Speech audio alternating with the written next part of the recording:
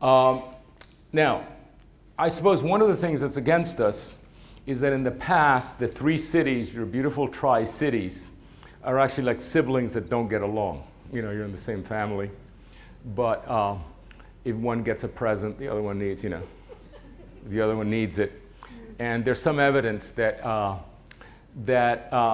the goodies, you know, like the natatorium that was going to go to Pasco gets pulled back because it's in Pasco, etc. I think it's very, very clear that this is at the geographic center of your area. But not only that, there may be slightly better intersections. But really what's interesting about this is that there's no piece of land inside your urban boundary that is as large and well located as this. This is just the place. This is where you have a town center. We strongly believe that it needs to be designed with these pieces. Okay, there's a little piece here obviously needs to be brought in. This piece obviously needs to be brought in. This belongs to the irrigation district. It's very important to design this frontage in one shot. This is just, and this actually is the civic center. This is where you're already building the hotel, the convention center, the hockey rink, and so forth, the Toyota Center. And this should be actually made one great civic center, if you decide to go that way, and brought into the center of ours. So this was our charge, but we went ahead and designed that.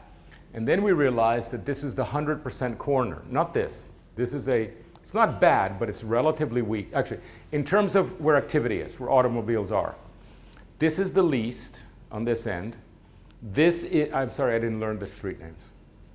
It was hard enough to just find stuff. But I think you know, this is where the baseball fields are.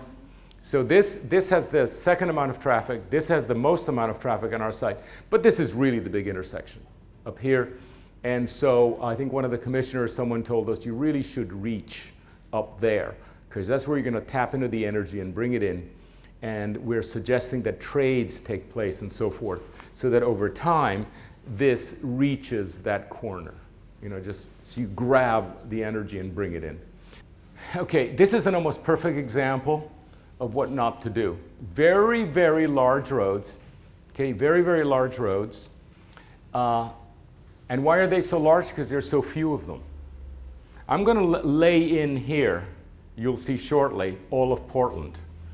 And there are hundreds of little roads, all of which can be small. When you make super blocks, you have very few roads, but all of them are large, and all of them are uncrossable and extremely unpleasant. You see, so this is why you're having a place in which I can't even walk 2 minutes from my hotel to where I work. I just can't, because it's just too horrible. And it was a 2-minute walk. And what you will see in this plan is a whole different way of planning, in which is very, very tightly gridded. You know, it's a lot of permeating. So all the roads can be small. And as long as roads are small, and all the public spaces become friendly to pedestrians. Now, you've asked for fully pedestrian places. One of you asked, we just want pedestrian places. Pedestrian places die. Okay, they're either the mall that survived because of very intense management, or they're the main streets we installed in 1960 and they all died. Over 200 were installed, they all died but 3. You know what I mean? I think you had one. Pedestrian, they had to be torn out. Cars provide life. The thing is that the cars need to move slowly. Very slow moving cars. When you go to Europe, and many of you have mentioned Europe to me, you'll see that cars are everywhere, but they're moving slowly. And the parking, which also exists in Europe, are in plazas. Here we do parking in parking lots. Over there, parking in plazas. But mostly what we've done is hide the parking. Just hide it. So bear in mind that when you're getting, yes, you're getting some pedestrian environments here because you asked for. But I believe they should be pedestrian only in really special times, like Saturdays and weekends, you know, and maybe, you know, you choose. You have bollards that you can put in and out. You choose. But I think it's dangerous to make entirely pedestrian zones because they might die. So again, think of cars moving slowly. This is our site, and this is the entire super block, which might one day be redesigned. And this is all of Portland, from Portland State University to Burnside Street, and from Providence Park to the river, which is all anybody's ever seen of Portland, if you've been there. I mean, there's nothing else outside virtually to speak of, and it all fits in this super block. And look at the size of the blocks. Look at the grain of the block. That's real urbanism. That's how far you are from doing it. And we're getting much closer to that. So while, yes, the architecture is going to be really nice, and it's going to be pedestrian, and there's going to be fountains and all this stuff, the really, really important thing is that really finely wrought network. That's what makes urbanism work. But let's look at this site. No matter what we do, the site is linear. Nothing wrong with that. There is a square in the center, which is lucky enough to be associated with, lo and behold, the convention center. You know, that didn't have to happen that way, but it's lucky because that's actually the civic center of the Tri-Cities is building up to be there. So that's lucky. And then at the end, we have two tips that have traffic, here and here. By the way, you don't necessarily ever, there are lots of sites that don't hook onto the major roads. And we hook onto twice, two of them. So we can have two pretty heavy, actually, town centers at the edge, and those are the ones that can be 4 stories. And I'm going to show you some pictures of some of our 4-story towns. You know, that's the real urban stuff. It's not Portland, but it's getting there. And then in the middle, if you draw a circle here of half a mile diameter, it's 5-minute walk to here and there. 5-minute walk from here to there, from here to there. If the bus stops here and the bus stops there, you have what I call a pedestrian catchment. Basically, you'll have transit that works, because transit only works when you can walk to it. People don't drive to go to the bus stop. They just keep driving. So what this is, you have a very large number of pedestrian catchment here. And so this structures beautifully. By the way, this didn't have to be a mile long. You know, this is all these lucky things that are happening. It just structures itself really well. So we do have, you'll see this later, we do insist on 1 road and 5 squares and the 2 infrastructure. And then these other roads that happen here, you see it's almost like a Portland grid. Those other roads get to be designed later. You know, you get to decide. Now this is what's so interesting.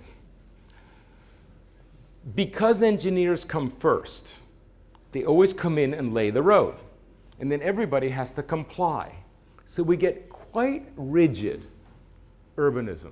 It's always aligned, you know, the subdivisions are cookie cutter houses, you know, the curve. Even if you have all these curves, the buildings are not doing anything. The buildings are all very disciplined.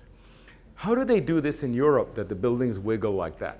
You know, this fantastic picturesqueness. Actually, one of you asked for that. That's one of the patterns, this fantastic picturesqueness. How do they do that? Well, because the infrastructure and the buildings work together. And the rule was this: carts require 16 feet. Do whatever you need to do, just leave 16 feet clear. So you negotiate with your neighbor over and back. Do you want a bay window? Oh, I got a tree here. Well, this guy has a tree, therefore you have to set back another 4 feet. And over time, people negotiate with each other, leaving the track a variety. And some people say, you know, actually I want more light. And they pull back. You see, and that's how you get this fantastic stuff. We can do this here. I've never been in a situation where you can do this, because what you have is the asphalt there, all ready to go. It's like, it's just pure matrix. It's like snow. You can actually draw whatever you want with it. And one of the patterns we'd like to propose is that the rule be something like, tell us what the houses are, just leave 24 free for the fire marshal. That's all the fire marshal wants, 24 feet. By the way, do you want a car? Do you want to have a little car in front? Fine, it's just a little wider. You like trees? No problem. You know, just like that. Do you want a porch? Do you want to sit in front, watch your neighbor? A little garden? No problem. You just negotiate it through. Now, it can't be done at the last moment. You know, every block needs to, you know, you all need to get together and design the block. But I'll show you what it looks like, and it's wonderful. It would be absolutely unique. And I think it's really making use of this privilege you have of having all this pavement, nice and wide there. This is our master, Leon Creer, who is a great, great European architect who's so disturbed by the American grid that he actually invented this way of disrupting it with little You know, look at this. Okay, this is the street we always get. Even in the best cities, we get, this is New York, straight streets, Portland. What would happen, so long as the travel can get through, why can't you sort of disrupt it like this? It's the same amount of open space, but you get one plaza and you get another plaza, and look at the look. So this is a man who's actually thinking there's a problem with the American system, and he made this drawing and he inspired us. And this is how we realized that you can actually, the pleasure of seeing this is all too rare in the United States. And so we definitely went for it. And look at these. See, this is very similar. He would really recognize this. But look at this. Look at that. It's a regular, I don't know what this is like, but it's in some ways, I apologize, it's kind of un-American. I know that you, out west, you want straight stuff, but it's really extremely workable. Notice, too, the courtyard buildings. Notice how the buildings have a front and a back and a side, and these courtyards are really, really private. Look at that. See? And one of the things a good planner does is very clear about this is the front and that's the back. Okay? There's front and there's back. And we want all the fronts inside. You see how perfect all this is? And the parking lots face out, right? Now, this is Trader Joe's.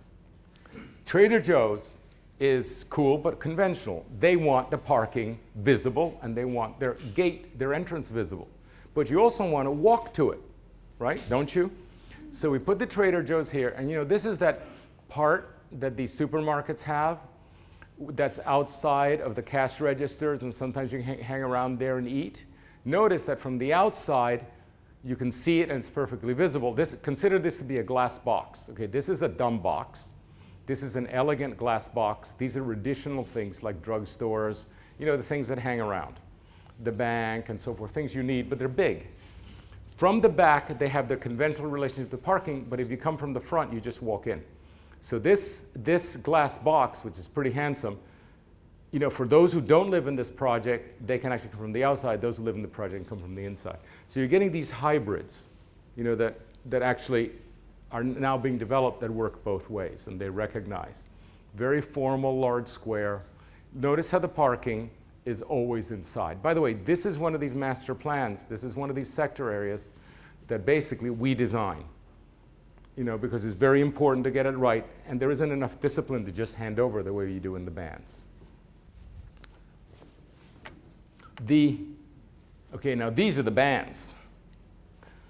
These are the overheads, right?